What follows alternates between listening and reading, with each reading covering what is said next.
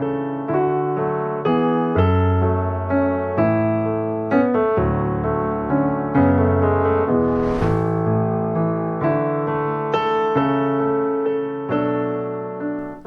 irmãos, a paz do Senhor, tudo bem com vocês? Desejo que a bênção do Senhor esteja sobre a sua vida e de toda a sua família.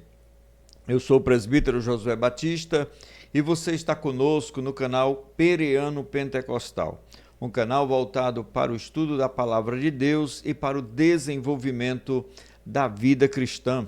Aqui você encontra conteúdos para a sua edificação espiritual. Por isso eu te convido a se inscrever no canal e a ativar o sininho das notificações para receber os nossos conteúdos. Este é mais um episódio dos nossos estudos das lições da Escola Bíblica Dominical. Aqui a nossa EBD do Bereano Pentecostal. E desta feita estamos mais uma vez com um convidado, que se trata aqui do presbítero Jacques Cleison, que vai estar conosco, nos ajudando no estudo desta lição, que é a lição de número 11. Já estamos na lição de número 11 do segundo trimestre de 2025, então próximos a concluir mais um trimestre. O título da lição é A Intercessão de Jesus pelos Discípulos. O texto áureo nos diz: E a vida eterna é esta, que conheçam a ti só por único Deus verdadeiro e a Jesus Cristo a quem enviaste. João capítulo 17, versículo 3. A verdade prática nos diz: a oração que Jesus fez ao Pai em favor de si próprio, dos discípulos e da sua igreja, ressoa ainda nos dias atuais. A leitura bíblica em classe, irmãos, ela encontra-se em João no capítulo 17, versículos de 1 a 3 e de 11 a 17. E os objetivos da nossa lição são os seguintes: meditar sobre a oração de Jesus pela sua glorificação. O segundo, examinar a oração pelos discípulos para que sejam protegidos e santificados. E o terceiro, mostrar a oração por aqueles que futuramente creriam, evidenciando sua perspectiva eterna e inclusiva sobre o reino de Deus. Então, Jacques, saúde os nossos irmãos para logo em seguida nós darmos início aqui a este estudo maravilhoso de mais uma lição da Escola Dominical. Amém. Glória a Deus. Saúde a todos com a paz do Senhor. Aqui quem vos fala mais uma vez é o presbítero Jacques Souza. Sou grato a Deus por essa oportunidade. Hoje, pastor José, estava pensando comigo lá em casa, meditando, vendo aqui o vídeo dessa semana que foi gravado, acho que foi na quarta-feira, com o cantor Sérgio Lopes. E a gente conhece, né, a vida dele, como é conhecida, não só no Brasil, mas fora de Brasil também.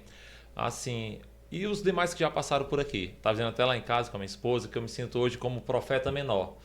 Porque o profeta menor, dentro do contexto bíblico, né, eles vieram após os profetas maiores, dentro da nossa formação da nossa Bíblia, né? A forma como a nossa Bíblia está organizada. Então, dentro desse contexto bíblico da nossa Bíblia, é que eu estava me referindo, né? Como dos profetas menores. Já passou aqui Sérgio Lopes, passaram outros, mas eu espero ser mais uma voz profética para a Igreja do Senhor mais uma vez. E eu espero poder contribuir e abençoar a vida de cada um que vai ouvir e ver este vídeo em nome de Jesus. Amém, com certeza o Senhor também tem muito valor aqui e nós agradecemos a sua disposição, professor, em estar conosco aqui, né? Cada um, Deus tem dado um chamado, um ministério, e o seu ministério é do ensino da palavra. Não é cantar, que nem Sérgio Lopes, mas é ensinar e pregar esta palavra maravilhosa. Nós vamos começar, irmão Jacques, esse estudo que nós vamos fazer. Estamos estudando o capítulo 17 de João, né? Todos os capítulos do Evangelho de João são bem demarcados, né? Tem sempre um foco, um tema. E este é sobre a oração intercessória de Jesus pelos discípulos, né? Então, nesta semana, nesta lição, estamos estudando a oração de Jesus, conhecida como oração sacerdotal. De que forma iremos estudar nesta lição, né? de modo que possamos compreender a extensão do alcance dessa que é considerada a mais significativa oração de Jesus registrada no Evangelho de João. Amém. Eu vou responder de forma resumida essa pequena introdução, antes de nós começarmos a entrar mesmo no primeiro, no segundo e no terceiro ponto, nas demais perguntas que vão vir. O objetivo da lição, como o pastor já falou, né, os 3 objetivos, mas resumindo eles, lá na introdução da revista que diz que nós iremos estudar ou explorar o capítulo 17 de João.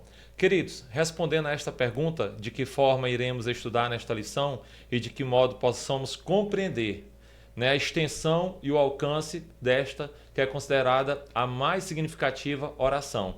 Eu quero, pastor José, dentro dessa questão, partindo do preâmbulo, né, do prefácio do capítulo 17, versículo 1, quando diz: "E Jesus falou essas coisas." Essa expressão, né, esse termo, essas coisas, que aponta para o capítulo 16 do Evangelho de João, aonde ele vai narrar, vai falar acerca do Espírito Santo, a descida do Espírito Santo, o Paracletos, o Consolador, que ele estaria com os discípulos, né, a efusão do Espírito Santo sobre os discípulos. E então, quando no capítulo 17, versículo 1 diz essas coisas, é uma referência, ou está apontando para o capítulo 16, que é o capítulo anterior. Porque essa expressão, essas coisas, ela serve de transição, de passagem, de mudança de uma narrativa para outra, de um conteúdo para outro, de um assunto ou de um tema para outro. Então aqui, quando diz essas coisas, está se referindo justamente ao capítulo 16, mas indo em direção ao capítulo 17, a oração sacerdotal. E como essa expressão, essas coisas, serve de transição de um tema para outro, nós podemos ver essa mudança justamente no assunto do tema, capítulo 16, o Espírito Santo, capítulo 17, a oração sacerdotal, e aqui acontece de uma forma continuada. Não há um intervalo de tempo, é de forma continuada. E o alvo aqui da oração, ou receptor, destinatário da oração, é o próprio Deus Pai. Inclusive, a palavra Pai no Novo Testamento aparece 245 vezes. No Evangelho de João, ao todo, aparece 118 vezes. E só no capítulo 17, na oração sacerdotal, ela é apresentada 6 vezes. E já com o termo no aramaico, que é Abba, né? Abba, pai, mas só que no sentido da palavra aramaica é papai ou papaizinho. É como se fosse uma criança de 3 ou 5 anos, muito carinhosa com seu pai, vai falar com o pai, chama papai ou papaizinho. Ou como acontece em alguns interiores aqui da nossa região, por exemplo. Eu já viajei algumas vezes para Aracati e Capuí, e lá eu vi que as pessoas de lá têm um costume, não sei se é só regional deles, de chamar mãe de mãezinha ou mamãe e pai de paizinho e papai. Algumas vezes que eu tive lá, inclusive tenho parentes que moram lá, e eu sempre vejo esse costume entre eles. Então, Abba Pai é isso, é papai ou papaizinho. E Jesus,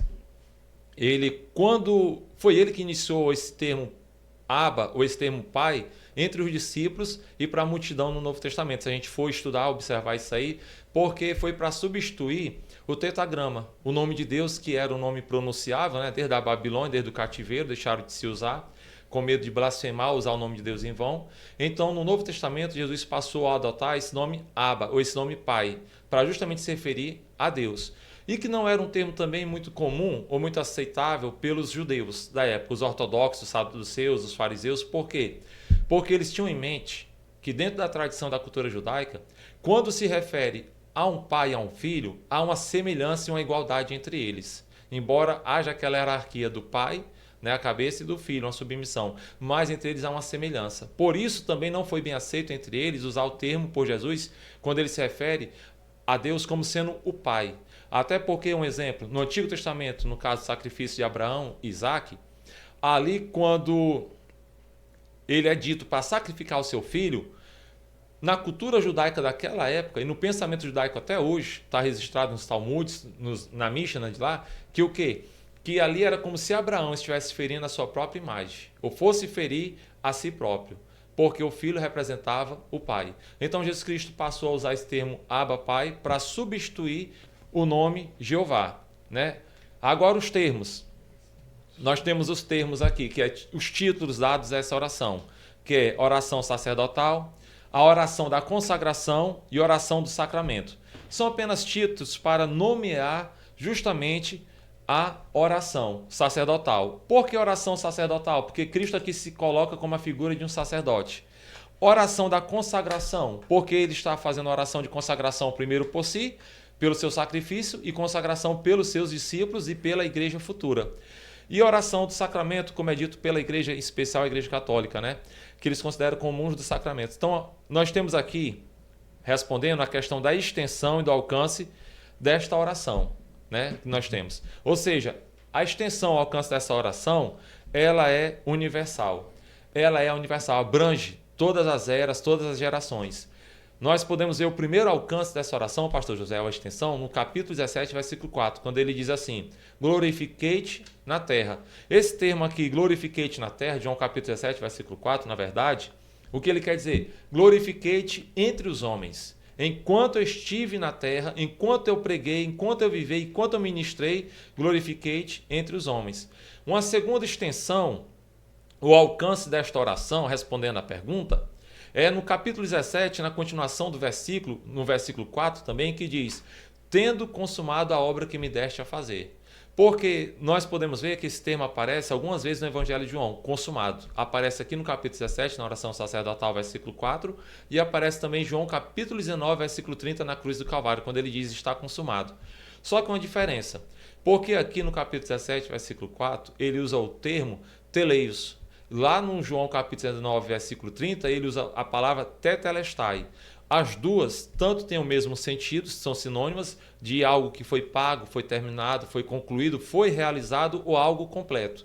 Mas só que no capítulo 17, versículo 4, tem um sentido muito além, de algo que satisfez de forma completa, foi algo que foi satisfatório a quem estava exigindo. Enquanto que, por exemplo, João capítulo 19, versículo 4, como também podemos dizer, são sinônimos, 17, versículo 4, quando ele diz aqui, está consumado, essa palavra ela se aplicava na época de Jesus em 4 sentidos. O primeiro sentido, na área comercial.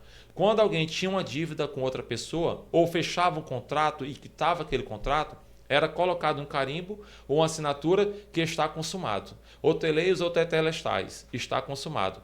Isso trazendo para a obra de Cristo, né, para a área da dívida, nossa dívida com ele era uma dívida de sangue. A Bíblia diz que todos pecaram e destruídos foram da glória de Deus, e a Bíblia também diz que o salário do pecado é a morte. Não é assim? Então a nossa dívida era uma dívida de sangue. E o preço, a dívida foi paga. Quem pagou? A dívida foi quitada por Jesus. Um outro sentido que era aplicado com relação a essa palavra está consumado é com relação à área da construção civil, à área da arquitetura, da engenharia, à área do canteiro de obra. Quando alguém terminava, concluía uma obra, ele tinha que dizer, ou alguém dizia por ele, assinava, colocava o carimbo.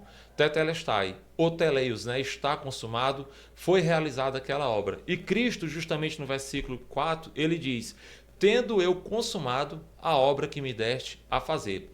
Um outro sentido é na área religiosa, que era aplicada essa palavra, consumado. Quando alguém no templo ou fora do templo, em algum ritual, alguma cerimônia, ele concluía e ele tinha que dizer que foi consumado. E Jesus, como nosso sacerdote na área espiritual, religiosa, ele consumou a obra por nós, rasgando o véu e adentrando por nós e abrindo acesso ao Pai para nós também podermos entrar. Como também se aplica, essa palavra está consumado, na área jurídica.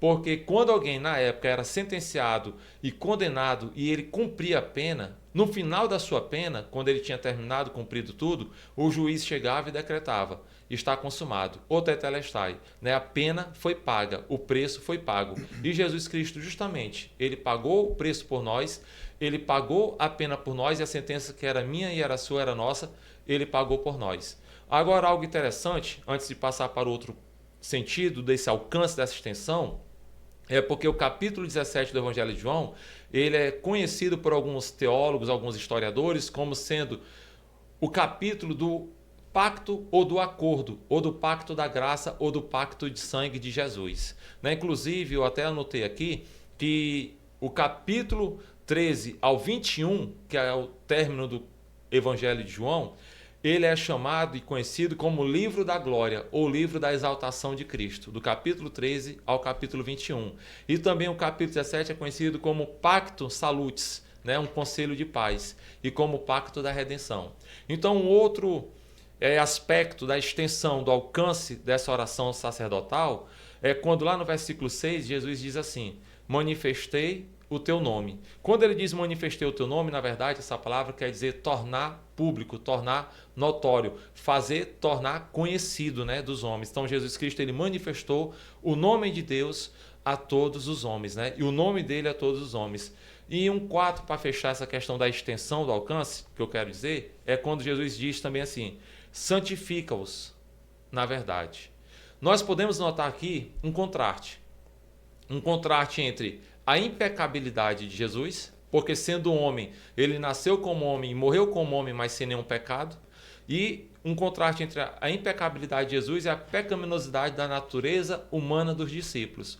Quando ele diz assim, santifica-os, não significa tornar santos, perfeitos, sem nenhum pecado ou sem nenhuma culpa do pecado, mas com relação, o sentido aqui é de separação, de consagrar os discípulos ou separar os discípulos para um ofício, para uma obra de Cristo ou de Deus. Assim como no Antigo Testamento, Arão e seus filhos foram separados para o sacerdócio, e assim como a casa de Levi foram separados para o serviço levítico do templo e do tabernáculo. Então aqui quando diz santifica-os é no sentido de separação, de uma consagração. E o interessante é que quando ele diz aqui santifica-os, esta palavra, esse termo santifica-os aqui, ela está subordinada ou condicionada à verdade. E que verdade é essa que ele diz? É a verdade do Evangelho, da palavra de Deus, porque é a palavra que purifica, é a palavra que santifica, é a palavra que liberta, é a palavra que transforma, é a palavra de Deus, né? E o agente purificador, o agente santificador aqui quem é? É o próprio Espírito Santo. Então esse aqui é a primeira parte da sua pergunta, né? O alcance, a extensão, né, desta oração. Mas partindo para os três aspectos da oração, ele orou primeiro por si, orou também pelos discípulos e orou pelo mundo. Quando Jesus ele ora primeiro por ele mesmo, né, como na própria lição o autor vai dizer da revista, que ele não está fazendo isso de uma forma egoísta, em orar primeiro por ele. Não, mas a gente tem que entender que Jesus ele tinha três ofícios, tem três ofícios: rei, sacerdote e profeta. Quando ele está orando por ele mesmo aqui, na verdade, ele está cumprindo o ofício de sacerdote. Porque se a gente for pegar Levítico capítulo 6, por 4 vezes ou 5 vezes lá vai dizer que foi dado a ordem para Arão que ele deveria primeiro sacrificar, consagrar, orar, interceder por ele como sumo sacerdote, para depois ele orar, sacrificar, interceder pelos seus filhos que eram sacerdotes. Ou seja, primeiro o sumo sacerdote orava por ele, que era o cabeça, o maioral, depois ele orava e intercedia pela classe ou pelo corpo sacerdotal, os que estavam abaixo dele, para depois orar pelo povo. Então Cristo aqui ele cumpriu esse ofício de sacerdote. Ele começou orando por ele, intercedendo por ele, para depois orar e interceder por quem? Pelos discípulos, para depois, consequentemente, orar por aqueles que ainda iam crer, né? Ou por todo mundo. Mas o interessante, pastor José, ainda neste ponto aqui, sobre Jesus aqui orar por ele, por quê? Porque no segundo subtópico vai falar aqui sobre a glorificação de Jesus, né? Vai falar aqui sobre a glorificação de Jesus. Só que nós podemos entender o seguinte, a glorificação de Jesus aqui, que ele se refere, isso aqui envolve a morte de Jesus, o sacrifício de Jesus, envolve a ressurreição dele, envolve a ascensão dele, né, a subida dele aos céus, envolve ele tomar posse da autoridade de tudo aquilo que o Pai lhe entregou de volta nas suas mãos e está à destra do Pai. Enquanto a cruz era símbolo de humilhação, de vergonha, de medo, de dor, de sofrimento e de castigo para os homens, para Deus Pai e para o pobre Cristo, era símbolo de vitória. Era símbolo de vitória sobre o pecado, era símbolo de vitória sobre a morte, era símbolo de vitória sobre o inferno, sobre o diabo, sobre o mundo. Então essa é a glorificação que a Bíblia fala, que Jesus fala, é essa glorificação da oração. E o interessante é que no terceiro subtópico, isso aqui eu estou só adiantando, mas a gente ainda vai entrar nesses pontos mais na frente de forma mais trabalhada. É que ele fala sobre a mesma glória com o Pai. E eu estava meditando, que glória é esse com o Pai que ele tinha? Né? Que diz, com aquela mesma glória que tinha contigo antes que o mundo, olha a palavra, antes que o mundo existisse. E se a gente for parar para pensar, João capítulo 1, versículo 1 diz assim, em arque, ou enarre, que quer dizer no princípio, né? Aí vem, era o verbo, o rologos em prostonteon, e o verbo estava com Deus. Então ele diz, enarque ou enarre, que quer dizer no princípio, em rologos, era o verbo, rologos em prostonteon, e o verbo estava com Deus. Então, quando ele fala, com aquela glória que eu tinha contigo antes que o mundo existisse, ele está falando desse versículo de João, no princípio. Ou seja, quando lá em Gênesis capítulo 1, versículo 1 vai dizer Bereshit, que é no princípio, Bara, que é criou, né? Elohim, Deus no plural, falando a Trindade, Pai, Filho e Espírito Santo. Então diz Bereshit, Bara, Elohim, né? Aí diz Et, Eretz, que é terra, Et Shamaim, que é os céus. No princípio criou Deus os céus e a terra. Houve um princípio da criação, houve o princípio de tempo, mas o que existia antes do princípio? O verbo, o Logos, que era o próprio Cristo.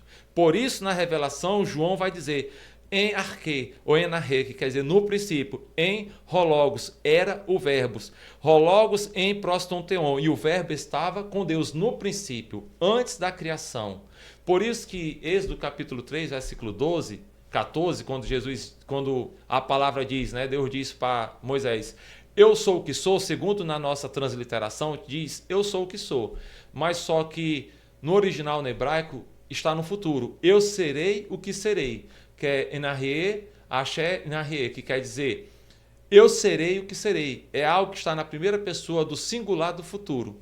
Porque a palavra em Êxodo capítulo 3, versículo 14, eu sou, ser, existir, é raiar, né? Que é de ser ou de existir. Mas aqui está eu serei o que serei. E Cristo, ele toma essas palavras para ele, quando ele diz para o povo, para os discípulos e para os fariseus, quando ele diz no grego, ego eimi, quer dizer, eu sou. Ele toma para ele essa palavra.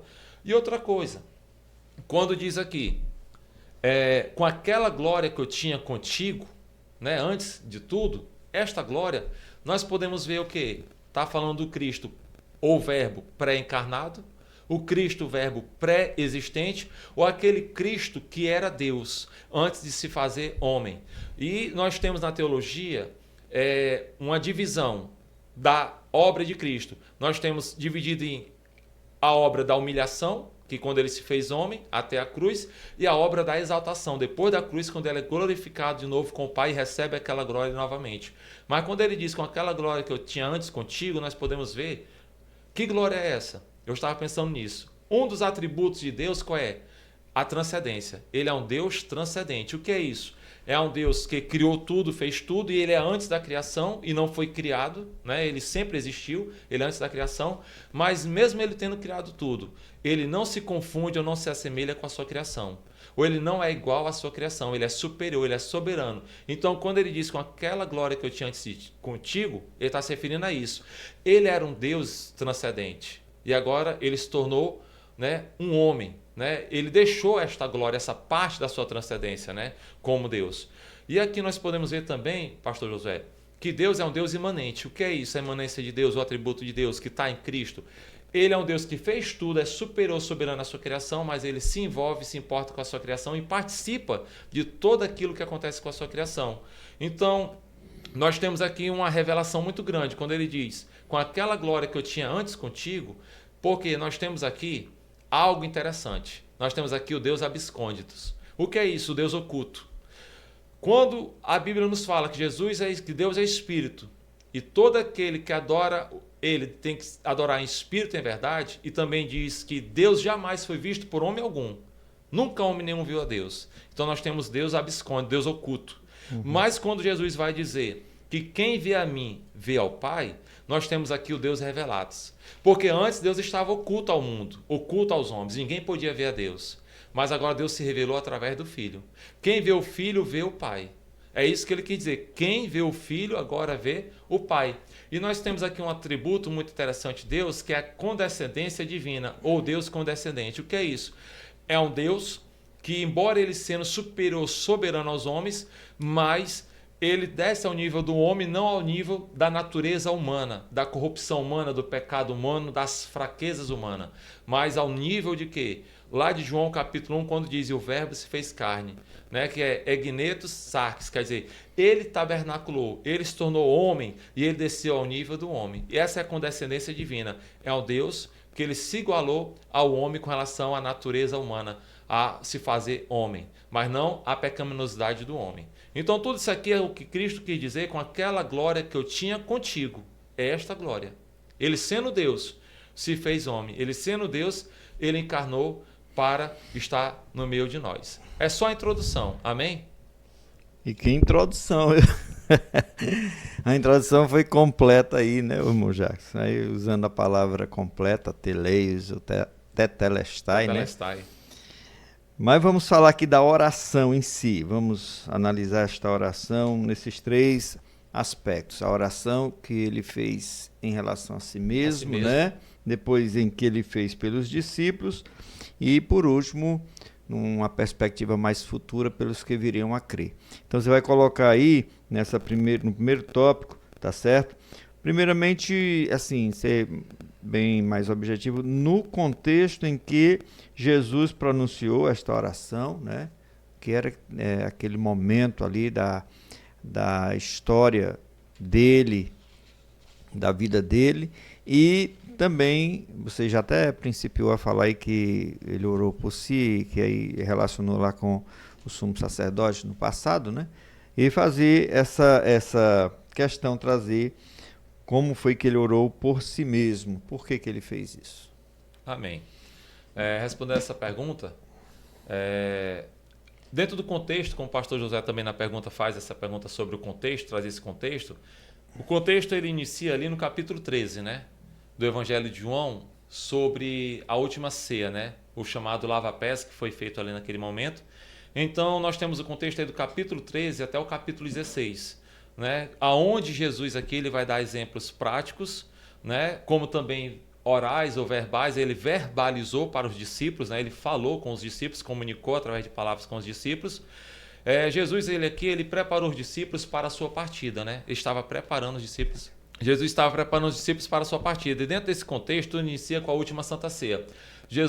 Com a última ceia, Jesus, ele vai dar exemplo, ele próprio servindo como exemplo. Jesus se pôs no lugar de um servo estrangeiro, porque pela lei judaica era proibido que um judeu carregasse a sandália do seu senhor, ou calçasse a sandália do seu senhor nos pés dele, ou lavasse os pés do seu senhor. Isso era permitido somente a um estrangeiro, um escravo, um servo estrangeiro. Então Jesus colocou no lugar de um servo estrangeiro, e não foi nem de um judeu, mas de um estrangeiro.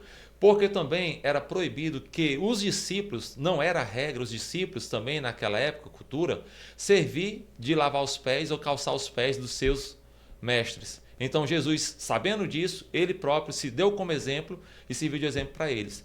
Até o próprio Talmud, ele proibia, né, no Talmud diz isso, que era proibido fazer isso, né, o escravo sendo judeu fazer isso para outro judeu. E na própria Mishnah, que são as escrituras judaicas. Então o contexto se passa nisso aqui. Agora, rapidamente, nós podemos ver que essa questão do lava-pé, voltando aqui um pouco, é anterior à própria lei. Porque isso está lá em Gênesis capítulo 18, versículo 4, quando Abraão apareceu os anjos, ele fez isso, lavou os pés. Está lá em Gênesis capítulo 19, versículo 2, quando Ló também faz esse ato, né, com os que apareceram ali. Também está lá em Gênesis capítulo 24, versículo 32, quando fala de José no Egito, foi praticado isso. Então, quer dizer, todo momento isso era praticado antes da lei. E Jesus justamente ele fez isso como um ato de humildade para os discípulos, né? Então, esse é o contexto. Aí nós vamos entrar no contexto do capítulo 13, passando para o 14 e passando para o 15 diante, chegando no 16, onde o 16 ele vai concluir dizendo o seguinte: eu venci o mundo. Ou eu venci, né? Eu venci. Então esse aqui é o contexto para entrar justamente na questão da oração sacerdotal. E o interessante também é porque alguns defendem, alguns creem, que Jesus, quando ele vai citar o capítulo 14 até o capítulo 17, acha que ele narrou isso saindo do local do cenáculo, indo em direção ao ribeiro do Cedro, chegando até o jardim do Getsemane. Então alguns acreditam e defendem que foi esse o momento. E o interessante aqui, porque a própria lição vai falar sobre a oração de Jesus pelos discípulos, que Jesus, ele, antes de chamar os discípulos, a Bíblia diz que ele orou a noite toda por eles, uma noite de oração.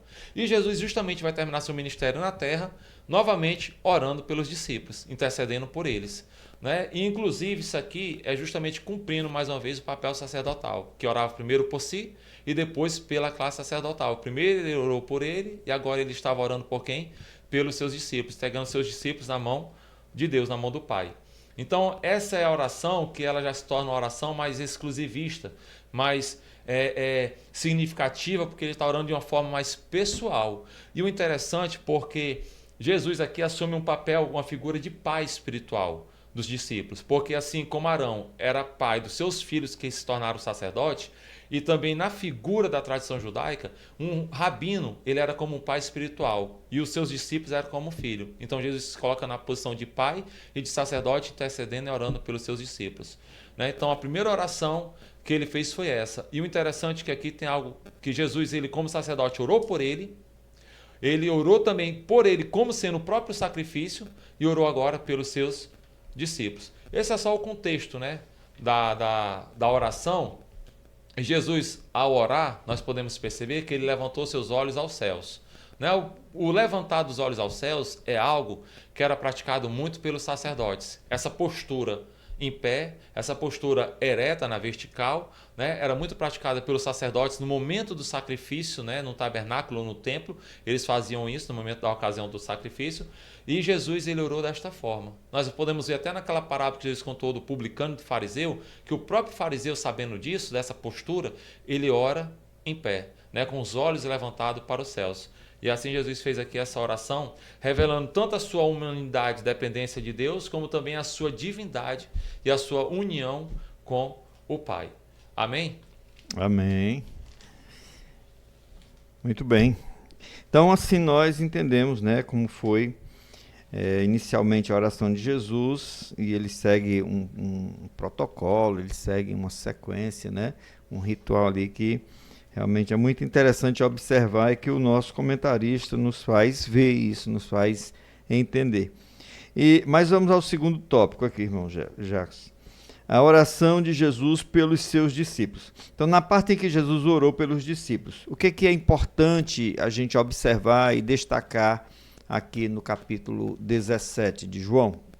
Bom, nessa parte do capítulo 17 de João, nós podemos ver que a oração de Jesus pelos discípulos, é interessante a gente notar o seguinte.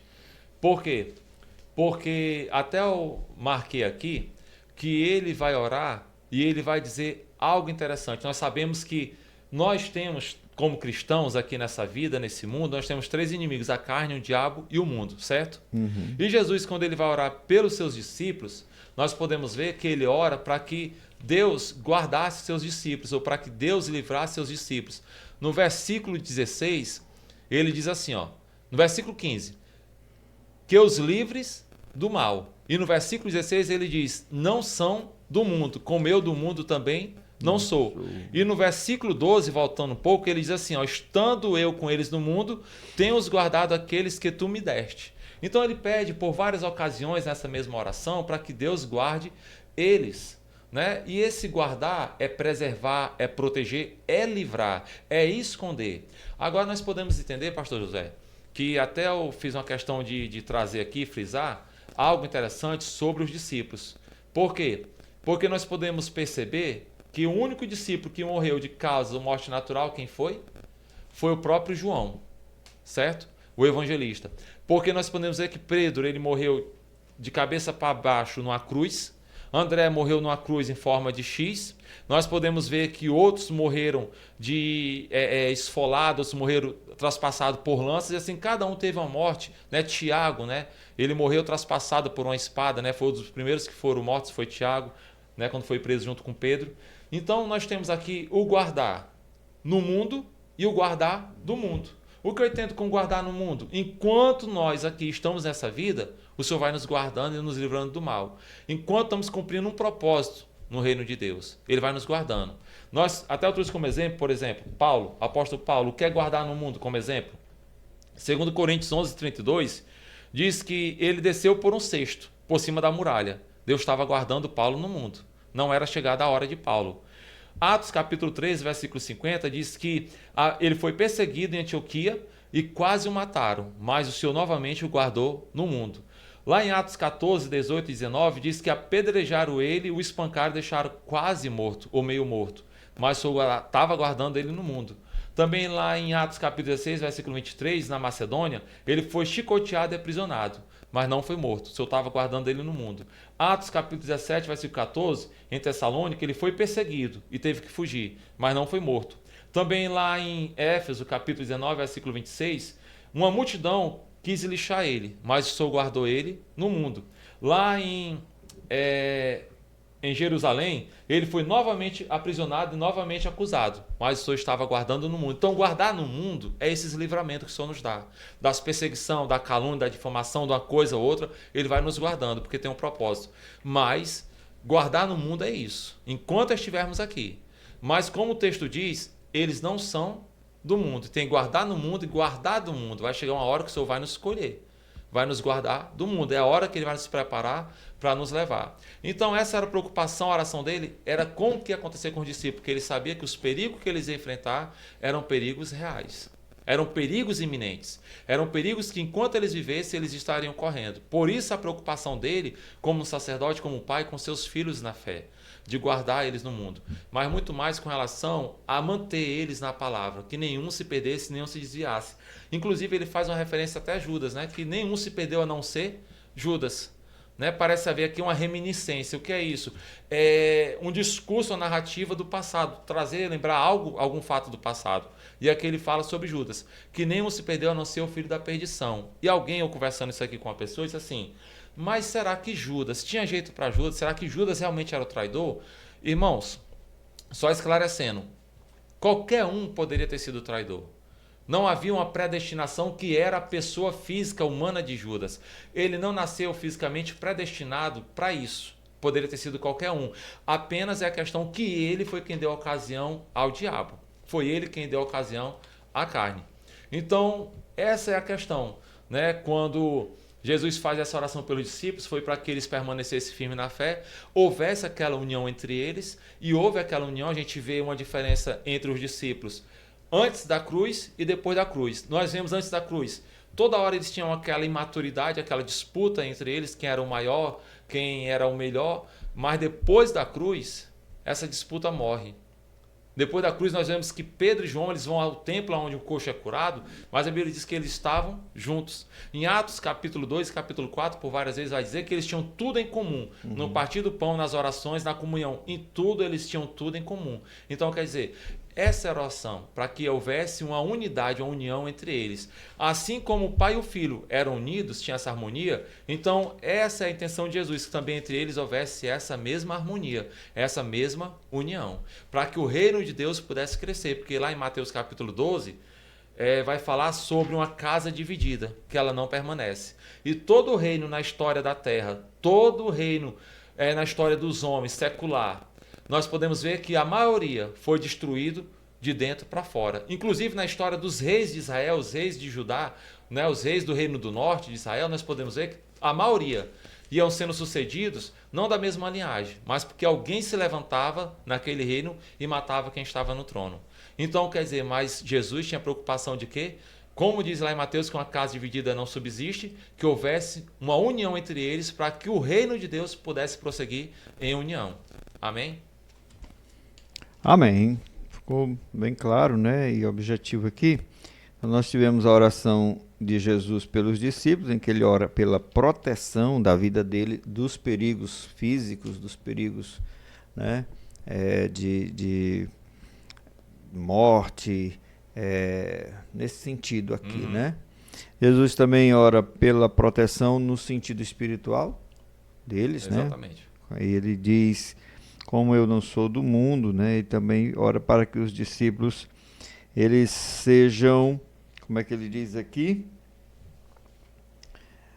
Deles a tua palavra e o mundo os odiou, porque não são do mundo, assim como eu não sou do mundo. Então é importante prestar atenção no termo ao mundo, né? E pode, aqui ele não está se referindo ao mundo como o universo, mas né? Ao sistema, como o cosmos, mudando, né? mas O sistema isso, corrompido, né? Isso. E ele ora no sentido de que os discípulos guardassem a palavra, né? Agora vamos ver aí que Jesus orou também por nós, por mim, por você, Jacques, né? E por todos os irmãos que nos assistem, quando em uma uma das partes da oração, ele fala sobre aqueles que haveriam de crer. E é essa agora, o terceiro tópico que a gente vai tocar aqui, vai falar aqui, tá certo? A oração de Jesus pelos que viriam a crer. Ao interceder por aqueles que haveriam de crer nas gerações futuras, o que Jesus enfatizou como aspecto mais importante para a igreja? Amém. Meus queridos, nós podemos ver, pastor José, interessante, a oração sacerdotal, ou a oração do sacramento, a oração, como alguém queira titular, da consagração, o capítulo 17 de João, pastor José, capítulo 17 do Evangelho de João, alguém disse, algum teólogo disse, que ele inicia como sumo sacerdote entrando no Santo dos Santos. E outra pessoa disse que o capítulo 17 de João, ele é como se Jesus estivesse não só orando, mas entrando fisicamente no lugar mais santo, para oferecer a si mesmo como sacrifício por nós e apresentar nós como oferta diante de Deus. Mas veja bem, quando aqui ele faz a oração dessa forma pela igreja que viria a surgir no futuro, eu queria que os irmãos entendessem um dos atributos que é pouco falado de Jesus, que é a presciência divina. A presciência divina é o ato do Senhor saber de antemão aquilo que vai acontecer. Ou seja, quando a Bíblia nos fala no livro de Efésios sobre a predestinação, ele nos predestinou, nos escolheu nele, não é daquela forma que alguns acreditam, que alguns acham, que alguns foi escolhido para ir para o céu e outros foi escolhido para ir para o inferno, Alguns creem, alguns acreditam assim. Não é neste sentido, mas o sentido aqui que ele fala justamente é o quê? É no sentido que nos predestinou nele, ou nos escolheu, nos elegeu nele, de que ele já sabia de antemão aqueles que iriam aceitar e aqueles que iriam recusar a oferta de salvação. E nós estamos hoje aqui porque um dia ele orou por nós, naquele lugar, naquele dia e naquele momento, para que eu e você estivéssemos hoje aqui. Se não fosse ele, aquela oração, aquela intercessão, talvez eu e você não estaríamos aqui. Amém? Então ele orou por isso, para que nós viemos a nos converter, para que nós pudéssemos vier a nos converter a ele, a presença dele. Terminou? Amém. Amém. Ele orou também pela unidade, Jacques? A unidade. Porque a igreja, ela é um corpo invisível, místico, e um corpo espiritual, e ela é composta de pessoas de todos os lugares do mundo, mas também de pessoas de diferentes épocas, Inclusive as do Antigo Testamento, os que creram em Cristo previamente, eles também estão incluídos na igreja, na mesma igreja, no mesmo povo. E é importante assim saber que ao longo da história, aqui na questão histórica, houve muitos levantes de pessoas que tentaram desviar a igreja, tentaram levar a igreja para longe dos princípios que o Evangelho apresenta, que o Senhor apresenta, Mas, porém, como disse o Senhor Jesus, ele disse que as portas do inferno não prevaleceriam contra a sua igreja. Então, assim, a oração de Jesus é para que a sua verdadeira igreja ela se mantivesse unida, tivesse em unidade. Não uma unidade física, Não quer dizer que está a mesma placa denominacional ou aquele revestimento religioso com o título de A, de B ou de C, mas que mantivessem uma unidade espiritual e também os princípios, do verdadeiro evangelho, da verdadeira fé em Cristo Jesus, tá entendendo? Eu penso assim, E, assim, inclusive o pastor José me lembrou algo que eu tinha anotado aqui para falar justamente nesse ponto, porque como o pastor José falou, são muitas igrejas, muitos ministérios, cada um tem sua doutrina, tem sua regra, mas a união aqui é a união universal. É tanto que eu trouxe aqui um ponto importante para acrescentar, fechar isso aqui, sobre justamente essa questão dessa diferença, que nós temos muitos ministérios, né, muitas congregações, muitas igrejas, denominações, e cada uma tem a sua convenção, cada um tem sua doutrina, né, seu credo de fé. Veja bem, nós temos a soteriologia luterana, né? O que eles creem, a forma que eles creem, né? Eles creem na autoridade das escrituras, né, da palavra de Deus, e na justificação pela fé. Eles creem nas chamadas 5 solas, sola fide, sola scriptura, sola Christo, sola gratia e sola deo gloria. Né? E eles acreditam no sacramento do batismo, né? Através do batismo, né? Ainda infantil. Aí nós temos a soteriologia reformada, né? Que é a obra do Espírito Santo que eles acreditam e não no sacramento. E outra coisa, nós temos a soteriologia calvinista, que para eles, aquilo que eu falei um pouco antes, né? Para eles, os eleitos, né? Eles são eleitos de forma condicional, né? Ou seja, eles são predestinados antes de nascer já para serem salvos, né? Eles creem nessa predestinação, já são escolhidos para serem salvos, né? Incondicional, ou seja, predestinados. E eles acreditam na chamada expiação limitada. Já nós acreditamos, né, da soteriologia arminiana, nós acreditamos que a nossa questão da escolha, né, ela é de forma universal. Né? Deus lançou, né, o Evangelho, a palavra de forma universal, né? Nós que acreditamos. E que a questão da expiação, ela é ilimitada. Então, quer dizer, mas o que eu quero dizer com isso é que existem várias linhas de pensamentos doutrinários sobre salvação, sobre fé, sobre graça.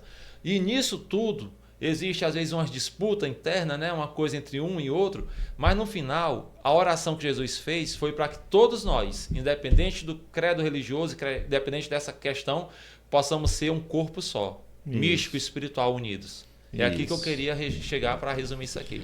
Isso, muito bem. Apesar dessas divergências, né? São pontos de vista diferentes, são formas de crer diferentes, porém, nós podemos afirmar que o fundamento de tudo é a fé, a salvação pela fé em Cristo Jesus. Nenhuma das tradições cristãs vai negar essa verdade básica, né? E isto nos mantém unidos, e no demais a gente vai tolerando, suportando uns aos outros e orando, né, para que nós possamos um dia estar unidos juntos lá com o Senhor. Amém. Amém?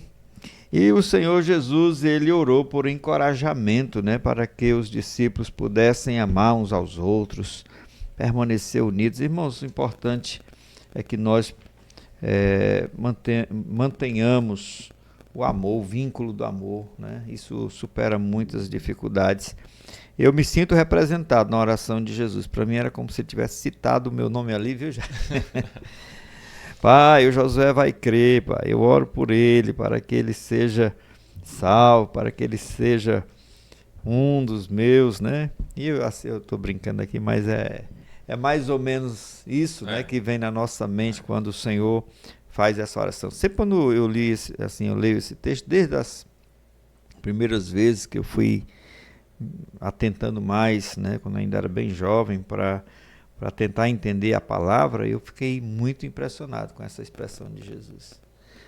Mas estamos aqui, irmão Jacques, agradecendo e finalizando. Eu quero que você faça aí as suas considerações finais e aí a gente encerra esse estudo bíblico aqui de mais uma lição da Escola Dominical. Amém, meus queridos. Eu agradeço mais uma vez ao pastor Josué pela a rica e grande oportunidade que ele dá, não só a mim, mas a todos do campo do Maracanaú, da AD, Tempo Central Maracanaú, pastor João Gonçalves, essa rica oportunidade, né? Quantos, né, talvez desejem estar aqui, né, queiram estar aqui, então assim, eu me sinto privilegiado. Não me sinto dos maiores, me sinto, como eu disse, um profeta dos menores, né? Mas eu louvo a Deus pela sua vida, eu louvo a Deus pelo campo, pelo pastor João, por tudo. Mais uma vez eu agradeço.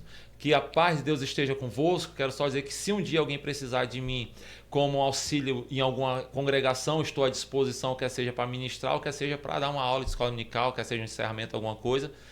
Peço contato ao pastor Josué. Estou à disposição. Diga o seu contato aí, rapaz.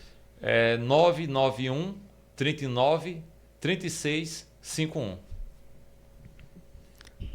Pronto, irmãos. E é recomendado, viu, irmão Jacques, que ele é um excelente pregador para a glória de Deus, né? Um bom ensinador também da palavra, uma pessoa que pesquisa, que estuda que não vai dar uma aula assim ao léu, sem embasamento.